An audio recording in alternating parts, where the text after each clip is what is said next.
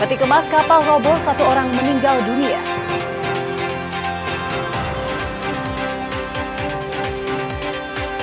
Banjir bandang terjang permukiman, 1 orang hilang.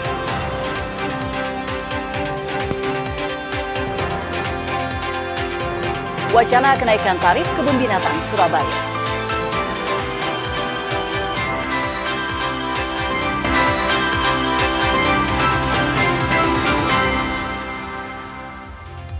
Halo saudara, apa kabar Anda hari ini? Kompas Pagi kembali hadir ke hadapan Anda. Selain 3 informasi utama tadi, tim redaksi kami telah menyiapkan sejumlah informasi penting dan inspiratif lainnya untuk Anda. Bersama saya, Virgianti Kusuma, kita jelang Kompas Pagi di Kompas TV Independen Terpercaya.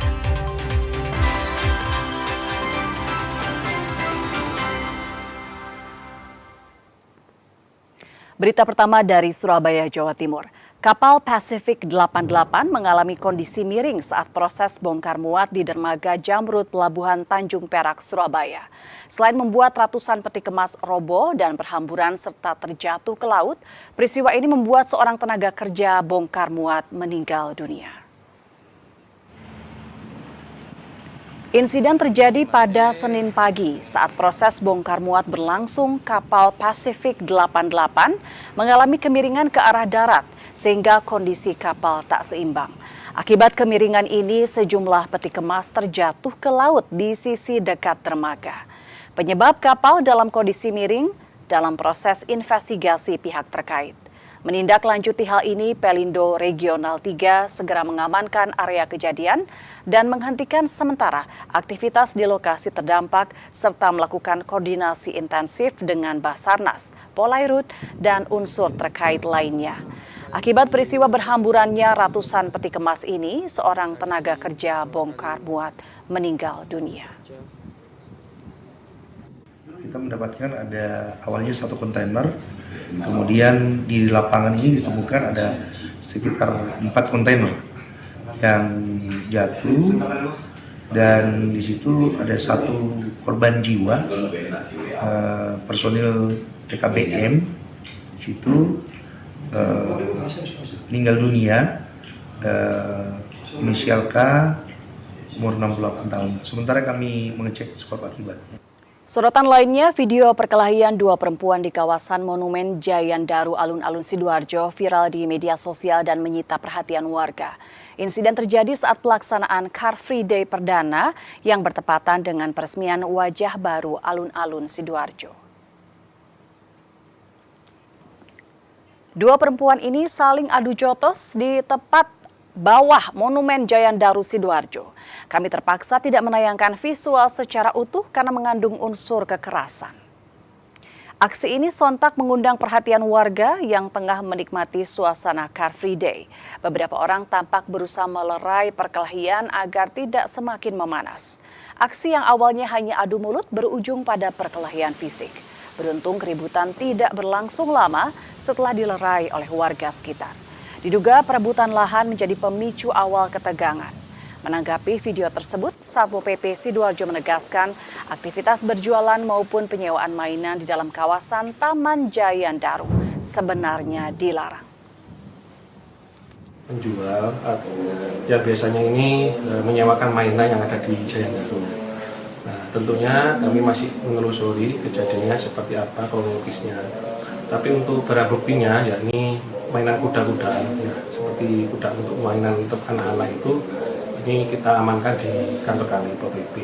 Manakala memang perjualan di sana sudah tidak boleh, maka jangan dilaksanakan. Tentunya ada sanksi tipilnya nanti.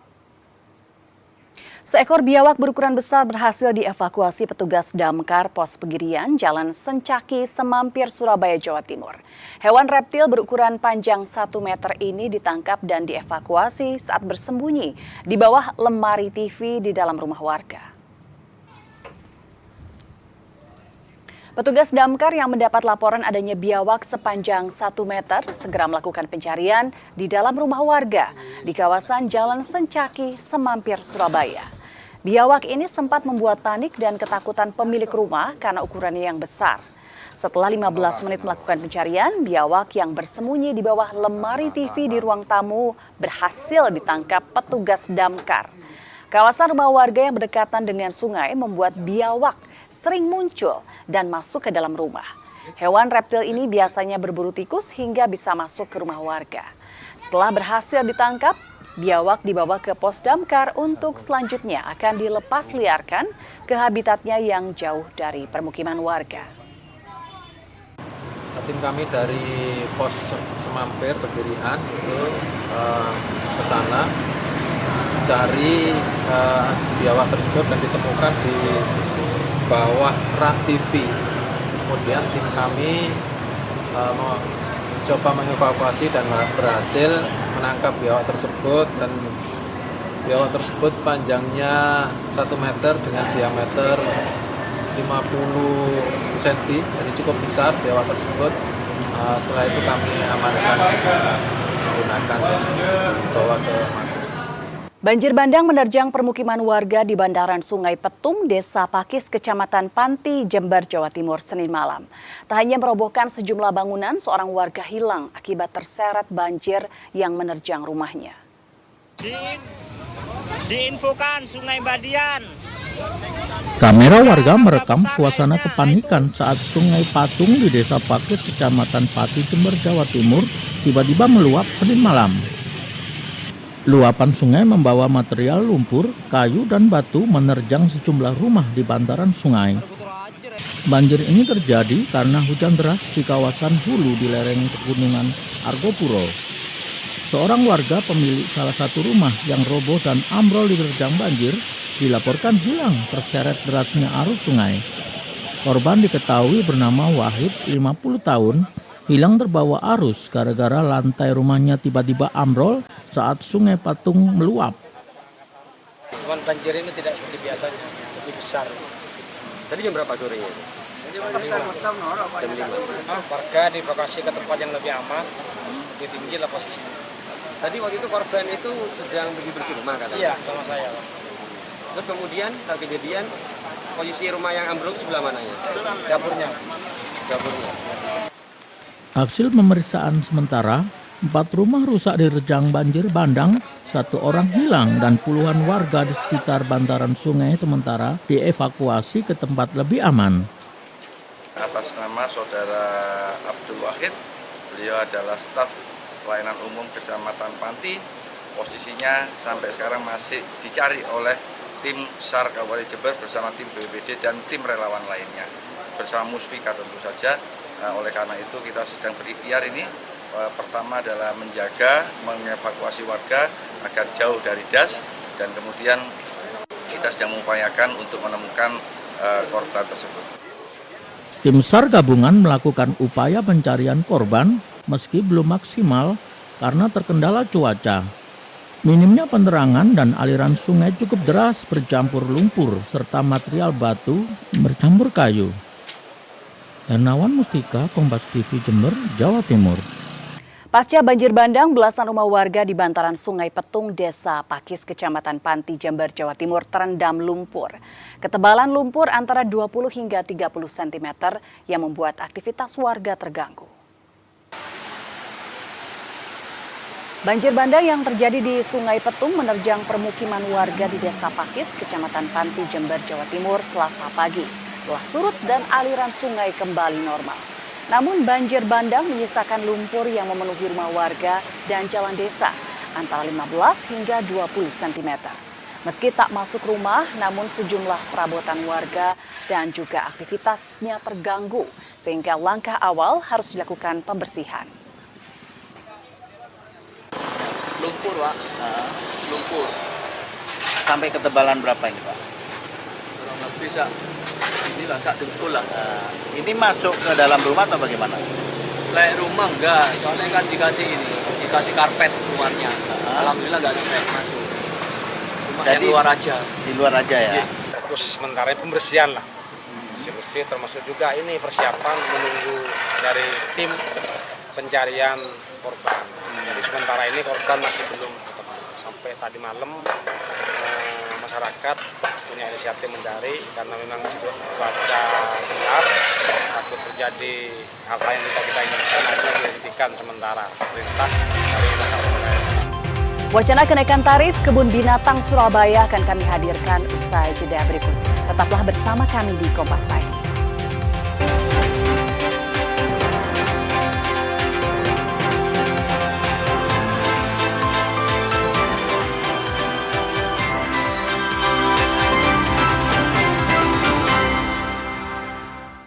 Harga cabai rawit naik di sejumlah pasar tradisional di Jawa Timur menjelang perayaan Hari Raya Imlek dan memasuki bulan suci Ramadan. Meski harganya naik, ketersediaan stok barang di pasar mencukupi kebutuhan. Harga cabai rawit di Pasar Balongsari, Surabaya naik signifikan. Cabai rawit di tingkat konsumen menembus harga Rp80.000 per kilogram. Meski harga naik, stok cabai rawit di pasar tersedia memenuhi kebutuhan. Selain cabai rawit, harga bawang merah juga naik menjadi Rp35.000 per kilogram. Bawang putih dijual dengan harga berkisar Rp37.000 per kilogram. Kenaikan harga sejumlah bumbu dapur ini telah terjadi sejak seminggu terakhir. Hal ini dipicu oleh cuaca buruk beberapa hari dan juga menjelang Hari Raya Imlek serta bulan suci Ramadan juga menjadi salah satu faktor penyebab kenaikan harga. Ya bisa jadi dari Ramadan, bulan Ramadan menyongsong bulan Ramadan bisa jadi. Tapi stoknya masih banyak Pak? Banyak aku lihat, tapi kok mahal kan nggak aku sendiri kurang tahu kok dari mana aku nggak kurang tahu kok bisa mahal segitu.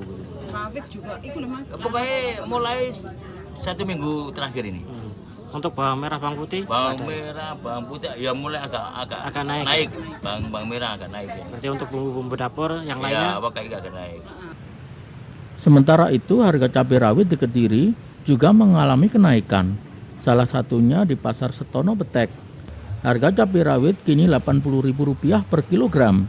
Harga sebelumnya Rp50.000 per kilogram. Menurut pedagang, kenaikan harga cabai rawit imbas cuaca buruk yang melanda Kediri beberapa hari terakhir. Mahalnya harga cabai rawit ini membuat omset pedagang menurun. Jika biasanya warga membeli 1 ons cabai, kini berkurang hanya setengahnya. Harga cabai naik, harganya 80. Itu sejak kapan tuh, sebelumnya berapa? Sebelumnya ya 40-50, naik sedikit-sedikit. Sejak berapa lama, Bu? Ya hampir 5 hari lah. Kira-kira faktor dari kenaikannya apa, Bu? Faktornya ya hujan itu penghasilannya nggak menentu. Pedagang memprediksi kenaikan harga cabai rawit terus berlanjut mengingat intensitas curah hujan di wilayah Kediri masih tinggi. Tim Liputan Kompas TV Surabaya, Kediri, Jawa Timur. Harga anjlok puluhan hektar tanaman tomat memasuki masa panen di Desa Gunung Malang, Kecamatan Sumberjambe, Jember, Jawa Timur tidak dipanen. Tanaman dibiarkan membusuk dan mati karena biaya operasional tak sebanding dengan hasil penjualan. Salah satunya milik Sunar, warga Desa Gunung Malang, Kecamatan Sumberjambe, Jember, Jawa Timur. Sebanyak 1.000 tanaman tomat yang memasuki masa panen dibiarkan dan tidak dipanen. Harga jual di tingkat petani anjlok dari harga Rp5.000 per kilogram, kini menjadi Rp500 per kilogram. Petani memilih tak memanen tomat karena mengeluarkan biaya operasional panen lebih besar dibanding hasil penjualan tomat. Karena bila dipaksakan, kerugian petani lebih besar. Di Desa Gunung Malang sendiri terdapat kurang lebih 60 hingga 70 hektar lahan tanaman tomat yang memasuki masa panen namun dibiarkan membusuk. Petani berharap pemerintah turun tangan berupa permodalan agar bisa kembali bercocok tanam saat musim tanam selanjutnya. Harganya murah sekarang, harganya 500. Jadi mau manin malas Mas, harga murah sangat. Berarti dibiarkan mati itu ya? Iya. Kalau sudah busuk baru ini dibersihkan Mas, dibiarkan rusak. Masalahnya udah murah. Kalau harga aman sampai berapa kira-kira Pak? Kalau harga aman 5.000 ke atas lah Mas, baru ini boleh harga aman. Bisa balik modal itu ya? Iya, bisa balik modal. Yang tidak dipanen sekitar 60-70 hektar sekarang. Kenapa Pak? Harganya anjlok sekarang. Sampai berapa sekarang? Sampai 500, paling mahal 700. Ini dibiarkan membusuk gitu ya? Iya, ndak tidak sesuai dengan harga untuk panen itu. Biaya operasional gitu ya? Iya, biaya operasional. Polda Jawa Timur menerjunkan 5.000 lebih personil polisi dalam operasi keselamatan 2026. Polisi fokus melakukan upaya keselamatan pada transportasi umum terutama bus untuk menekan angka kecelakaan. Kegiatan ini sekaligus persiapan operasi ketupat mudik Lebaran 2026. Untuk menekan angka kecelakaan lalu lintas, Polda Jawa Timur menerjunkan 50.000 lebih personel polisi dalam operasi keselamatan lalu lintas 2026. Ribuan polisi ini diberi pembekalan di halaman Mapolda Jawa Timur oleh Wakapolda Jawa Timur Brigadir Jenderal Pasma Rois saat melakukan apel. Dalam operasi keselamatan ini, polisi fokus melakukan inspeksi kendaraan atau ram check pada transportasi umum terutama bus. Polda Jawa Timur juga memetakan seluruh perusahaan armada bus di Jawa Timur untuk dilakukan pengecekan. Khusus operasi keselamatan ini, kita berfokus kepada sosialisasi, kemudian langkah-langkah preemptif dan preventif yang fokus menyasar kepada armada angkutan umum, khususnya angkutan penumpang. Bus, baik itu bus yang sifatnya reguler ataupun bus-bus yang sifatnya pelayanan wisata ataupun rombongan. Operasi keselamatan 2026 ini juga sebagai langkah persiapan pengamanan arus mudik Lebaran selama operasi ketupat 2026 digelar oleh Polda Jawa Timur. Tim Liputan Kompas TV Surabaya, Jawa Timur. Manajemen Kebun Binatang Surabaya merencanakan kenaikan tarif tiket masuk di tahun 2026. Harga tiket masuk yang semula Rp15.000 per orang akan dilakukan penyesuaian dengan beberapa opsi kenaikan harga tiket yang saat ini dalam kajian bersama stakeholder terkait. Manajemen Kebun Binatang Surabaya KBS bersama stakeholder terkait diantaranya DPRD Kota Surabaya, praktisi wisata, BKSDA, dan pakar kesehatan hewan mulai mengkaji rencana kenaikan tarif tiket masuk KBS di tahun 2026. Direktur Operasional KBS, Nurika Widyasanti bilang, penyesuaian tarif tiket ini sebagai upaya program pengembangan inovasi wisata dan peningkatan layanan pengunjung. Penyesuaian tarif tiket yang diusulkan ada beberapa opsi, yakni Rp20.000 hingga Rp25.000 per orang, dari tarif tiket semula Rp15.000 per orang. Tarif tiket masuk KBS Rp15.000 per orang telah berlangsung sejak tahun 2010. Penyesuaian tarif tiket masuk juga sebagai persiapan transformasi KBS yang semula berstatus perusahaan daerah, kini menjadi perusahaan umum daerah. Rencana untuk kenaikan harga tiket nggak sih, Bu? Itu sedang dalam tahap kajian yang akan kami laporkan ke KPU tepatnya dengan harapan nanti ke depannya bisa mendapat persetujuan untuk naik untuk penyesuaian untuk dilakukan penyesuaian KPU.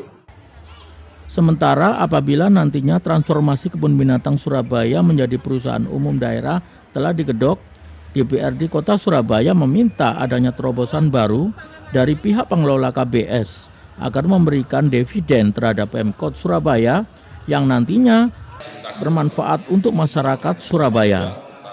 Kirim ke gubernur dengan gagasan-gagasan baru ini nanti ketika Perumda sudah jadi terus jasa tiket tarifnya itu naik, maka harapan dari DPRD itu nggak masalah. Jika itu diizinkan oleh wali kota, nggak ada persoalan. Tetapi yang terpenting adalah buatlah sebuah inovasi yang tetap memberikan kepuasan kepada pengunjung. Sejauh ini Kebun Binatang Surabaya menjadi ikon wisata tertua di Surabaya dan memiliki daya tarik yang mampu menyedot wisatawan di berbagai daerah di Jawa Timur. Dengan koleksi satwa 230 spesies dan jumlah satwa 2.000 ekor lebih. Alfian Rahman, Kompas TV Surabaya, Jawa Timur. 3 atlet nasional peraih medali di ajang SEA Games resmi melanjutkan pendidikan ke perguruan tinggi. Mereka menerima beasiswa atlet dari Universitas Muhammadiyah Surabaya atau UMSURA hingga tuntas menempuh studi diploma atau sarjana. 3 atlet nasional diantaranya pebulu tangkis Reza Pahlevi serta 2 atlet balap sepeda Muhammad Abdurrahman dan Randy Barera Sanjaya resmi mendaftar sebagai mahasiswa Universitas Muhammadiyah Surabaya. Ketiganya menerima beasiswa atlet setelah menorehkan prestasi di ajang SEA Games Thailand. Langkah ini menjadi bukti bahwa prestasi olahraga dapat berjalan seiring dengan pendidikan akademik. Reza Pahlevi memilih program studi manajemen Fakultas Ekonomi dan Bisnis. Sementara Muhammad Abdurrahman mengambil program studi hukum dan Randy Barera Sanjaya juga memilih manajemen. Reza mengaku keputusan kuliah diambil setelah mendapat tawaran beasiswa dan menyadari pentingnya pendidikan untuk masa depan setelah karir olahraga.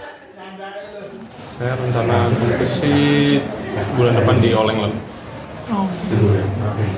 Ngambil di sini karena memang ada fleksibilitas selain beasiswa, mungkin fleksibilitas perkuliahannya atau gimana?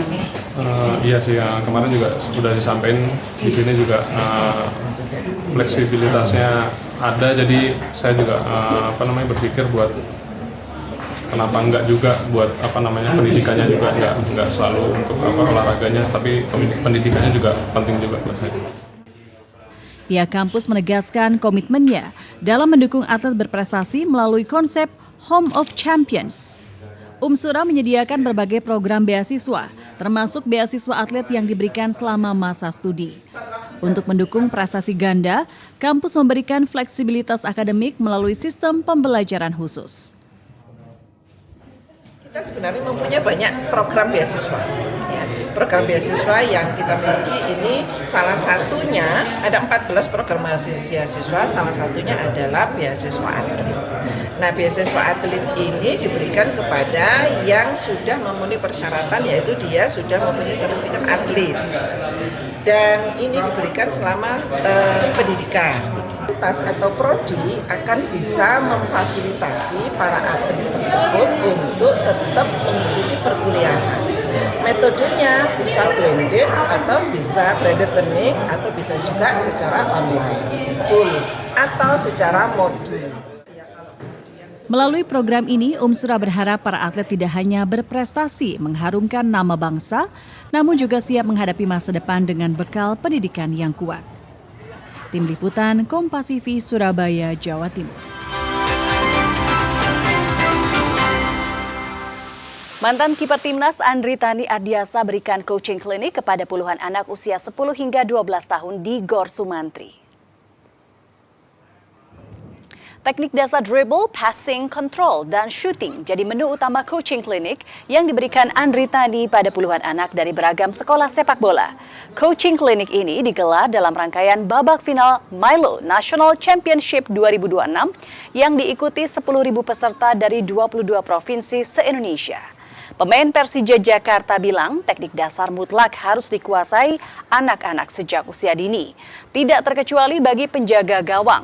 Sebab di era sepak bola modern, penjaga gawang juga wajib menguasai setidaknya dribble, passing, dan control guna memulai serangan dari bawah. Mantan Kapten Timnas U23 mengapresiasi kejuaraan sepak bola usia dini yang digalang pihak swasta guna memberikan jam terbang bagi pesepak bola cilik. Kegiatan ini penting agar ke depan Timnas Indonesia memiliki talenta pesepak bola domestik yang tak kalah saing dari pemain hasil program naturalisasi.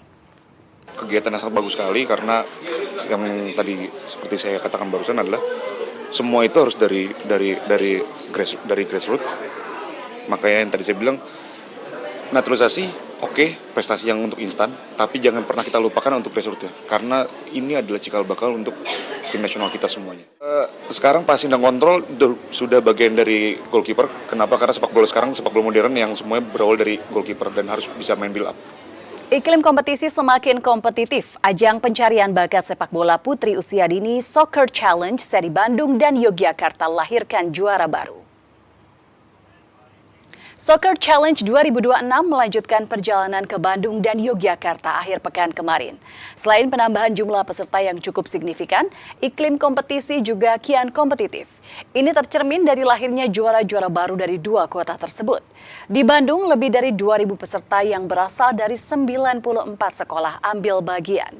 Di kategori kelompok usia 10 tahun, SDN 035 Soga keluar sebagai juara. Sementara di kategori kelompok usia 12 tahun, SDN 036 Ujung Berung jadi kampiun. Sedangkan di Yogyakarta tercatat 88 sekolah berpartisipasi dengan jumlah peserta 1.600 siswi. SD Muhammadiyah Sapen yang berstatus debutan jadi juara di kategori kelompok usia 12 tahun. Debut juara juga diraih SDN Ngelarang di kelompok usia 10 tahun. Di Bandung pesertanya sangat skillful ya, jadi kelihatan banyak yang bisa bermain bola ya, yang mengerti teknik-teknik dasar bermain bola, juga kelihatan antusias sekali bermain bola, mereka enjoy banget, sudah kayak menjiwai juga main bolanya, tidak ada tekanan sama sekali. Ini sangat membantu sekali ya para staf pelatih di timnas untuk bisa mencari potensi-potensi yang baru. Banjir bandang terjang permukiman, 1 orang hilang. Nantikan informasi selengkapnya usai jeda berikut ini. Tetaplah bersama kami.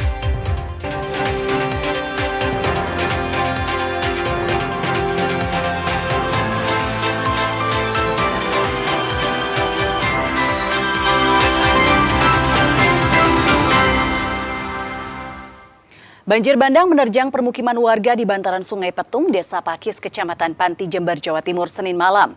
Tak hanya merobohkan sejumlah bangunan, seorang warga hilang akibat terseret banjir yang menerjang rumahnya. Diinfokan Sungai Badian. Kamera warga merekam suasana kepanikan saat Sungai Patung di Desa Pakis, Kecamatan Pati, Jember, Jawa Timur, tiba-tiba meluap Senin malam. Luapan sungai membawa material lumpur, kayu, dan batu menerjang sejumlah rumah di bantaran sungai.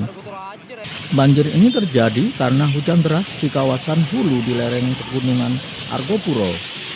Seorang warga pemilik salah satu rumah yang roboh dan ambrol diterjang banjir dilaporkan hilang terseret derasnya arus sungai.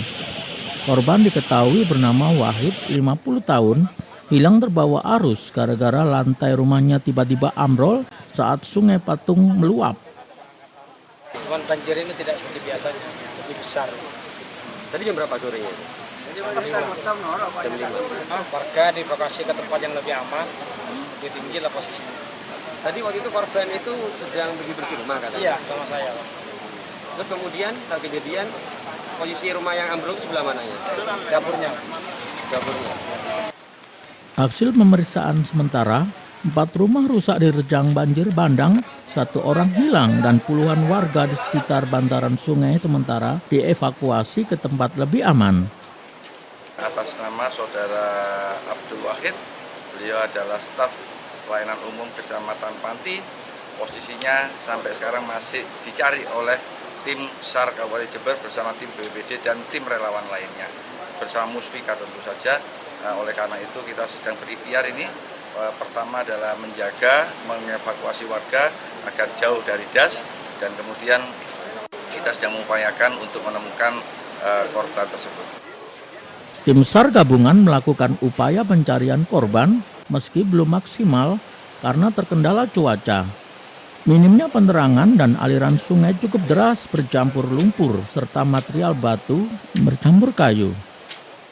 Hernawan Mustika, Kompas TV, Jember, Jawa Timur. Harga cabai rawit naik di sejumlah pasar tradisional di Jawa Timur menjelang perayaan Hari Raya Imlek dan memasuki bulan suci Ramadan. Meski harganya naik, ketersediaan stok barang di pasar mencukupi kebutuhan. Harga cabai rawit di Pasar Balongsari, Surabaya naik signifikan. Cabai rawit di tingkat konsumen menembus harga Rp80.000 per kilogram.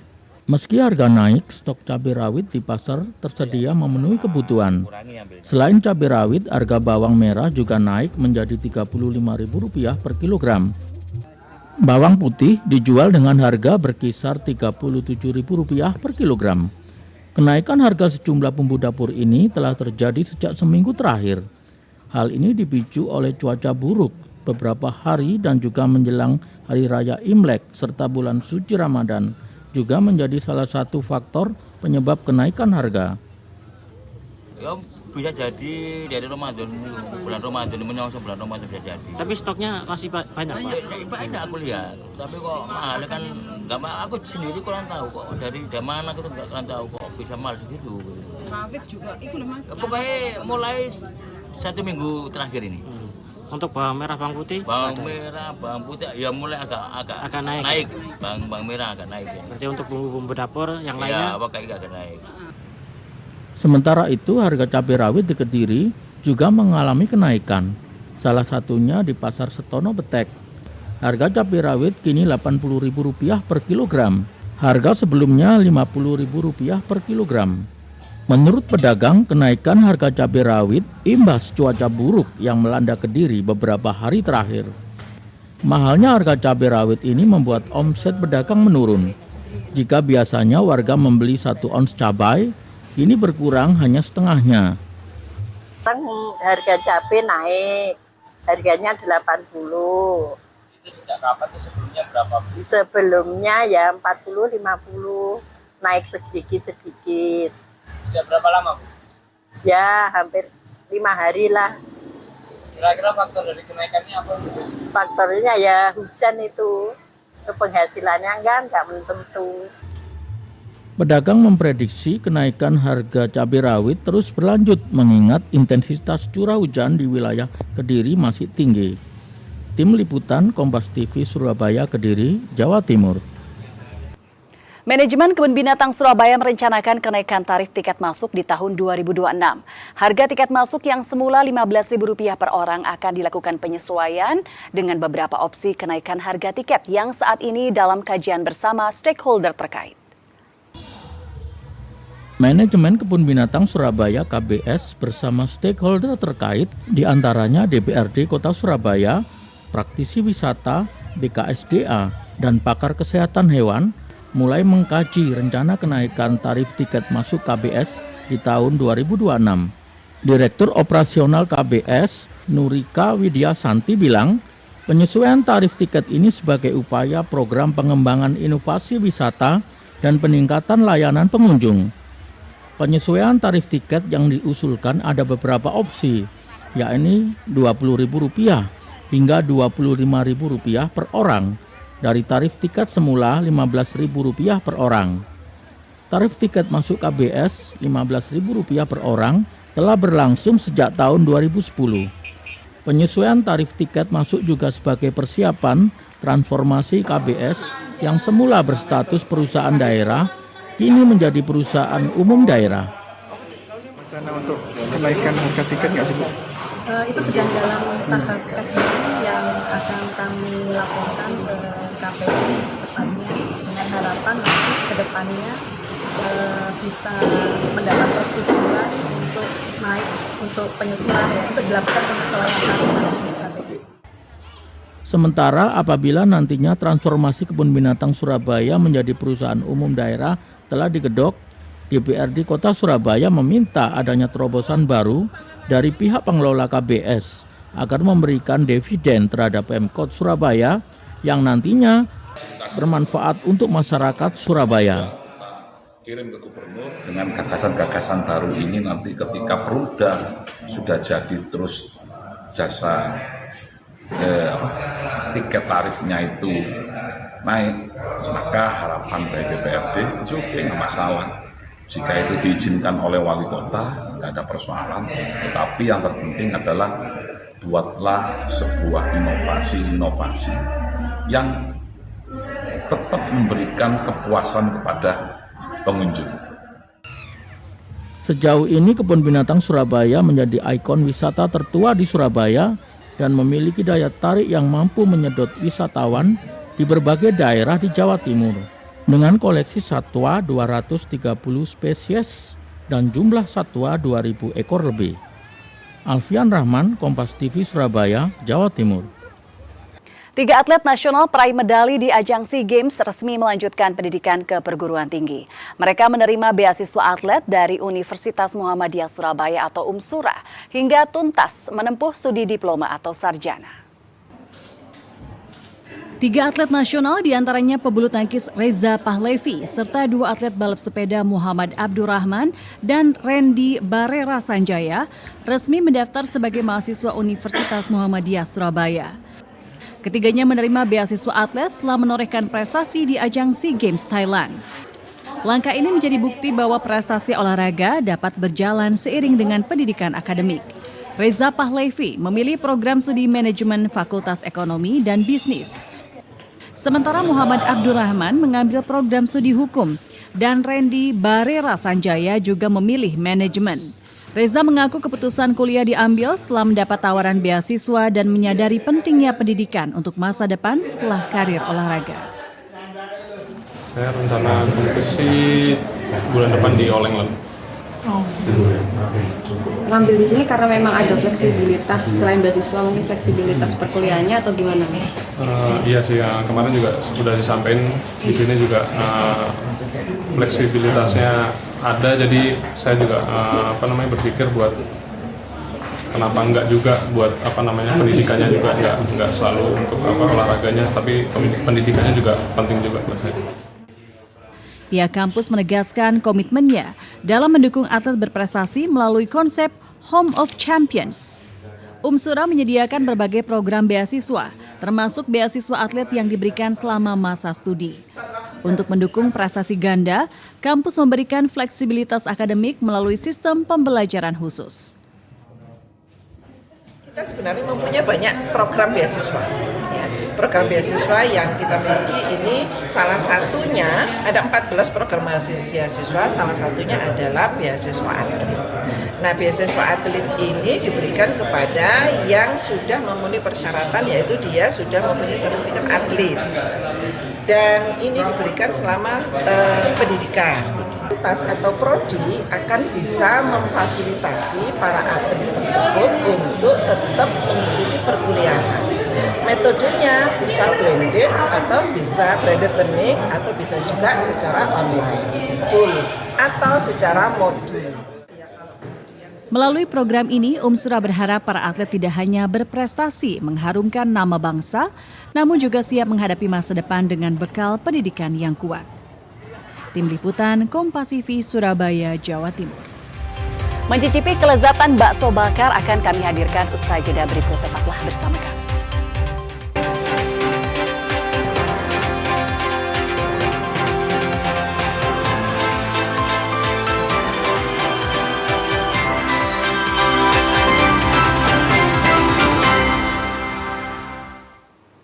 Saudara, berbicara soal bakso, Kota Malang sudah terkenal dengan kuliner satu ini. Beragam varian bakso muncul, salah satunya bakso bakar. Kali ini saya akan mengajak Anda mencicipi kelezatan bakso yang penyajiannya dengan cara dibakar. Dan informasi ini sekaligus menutup jumpa kita di Kompas Pagi hari ini. Jangan lupa saudara untuk menyaksikan live streaming kami di kompas.tv dan channel YouTube Kompas TV Jawa Timur. Kompas TV independen terpercaya. Saya Virgianti Kusuma. Sampai jumpa. Inilah bakso bakar, salah satu makanan yang sudah cukup dikenal oleh pecinta kuliner dan menjadi salah satu ikon kuliner di Malang. Berbeda dengan bakso biasanya, bakso bakar ini menawarkan sensasi yang berbeda dari aroma hingga bumbu khas saat membakarnya. Salah satu kedai bakso di Jalan Raya Kedung Rejo Malang ini salah satunya. Setiap harinya, kedai bakso bakar ini tak pernah sepi pembeli. Di kedai ini, pembeli bisa memilih dua tipe bakso yang akan dibakar, yakni bakso dengan tekstur halus atau bakso urat. Setelah dipanggang dan berubah warna, bakso bakar disajikan saat panas dengan bumbu khas. Ulum, pemilik kedai bakso bakar ini menceritakan, yang menjadi menu andalan di kedainya tak lain adalah bakso bakar. Selain itu, bakso kuah dengan berbagai isian seperti tahu, siomay, dan gorengan juga tak kalah menarik untuk dicicipi.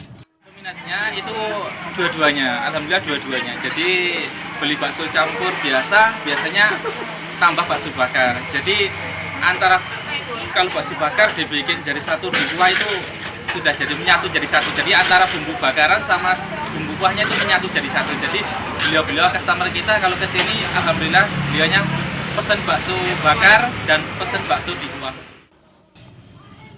Sementara itu menurut pembeli, ada rasa khas yang dimiliki bakso bakar. Selain harganya yang terjangkau, aroma daging panggang dan bumbunya menjadi daya tarik bakso bakar ini. Enak sih, harganya juga murah. Tempatnya juga enak, tidak panas. Mbak, kalau kesini pasti belinya bakso bakar. Iya, karena ini menu yang paling utama ya di sini ya. Harganya juga murah, rasanya juga. Dengan harga yang terjangkau dan rasa yang lezat, tak heran jika bakso bakar ini menjadi jujukan pecinta kuliner. Dalam sehari, kedai bakso bakar ini bisa menghabiskan 20 hingga 30 kg daging sapi untuk bahan baku bakso. Dedi Prasetyo, Kompas TV Malang, Jawa Timur.